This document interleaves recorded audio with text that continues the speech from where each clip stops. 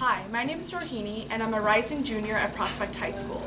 For my third milestone, I decided to show my 4 sensors attached to my glove, as well as when I move my fingers, how it shows a respective motion in my servos.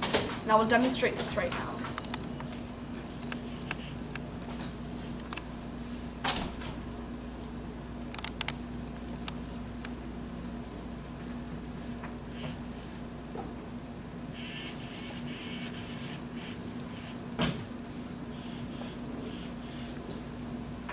There were many things I did differently since my last milestone.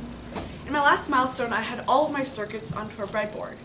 This time instead, I transferred all of my circuits for my flex sensors onto a blank PCB so I could attach it to my glove. This allowed for a greater range of motion when I was using my gloved fingers. However, I experienced a lot of challenges during soldering of my PCB. The first time I soldered, I didn't do a very good job and my connections were very poor.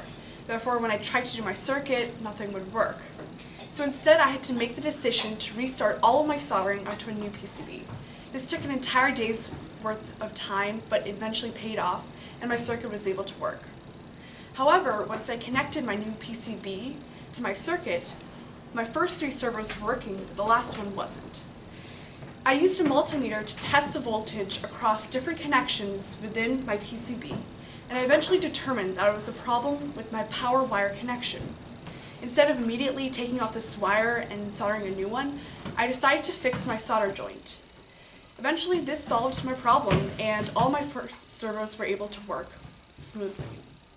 For my next milestone, which will be my final milestone, I will show my entire completed project and show how when I move my fingers on my robotic arm will move as well. What I will do is I will install my servos into my robotic hand so I can do this.